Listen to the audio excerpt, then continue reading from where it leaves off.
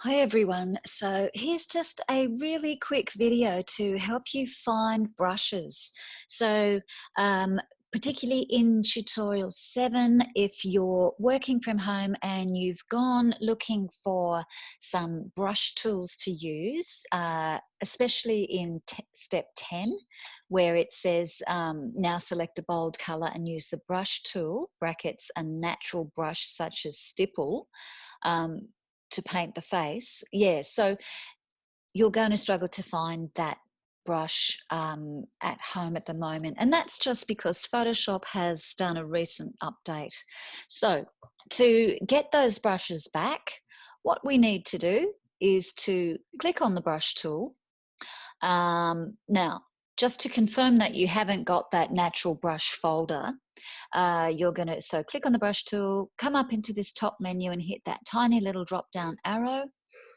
And you would expect to see a natural brushes folder in here. Okay, but it's not there, so we need to load it.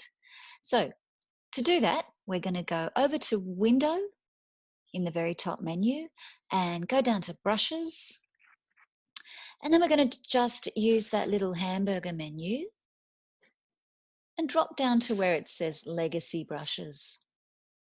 And restore the legacy brush set to the list of brush presets. And we're going to say OK.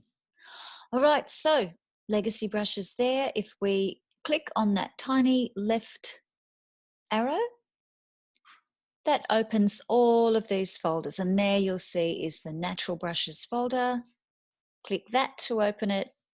And then you'll see there's that stipple brush there that you're looking for, the stipple 19 pixels. But then you need to come over to the size slider here and just drag it right up to, anything over 200. And then you can really quickly paint away in your document. Okay, thank you. That's it.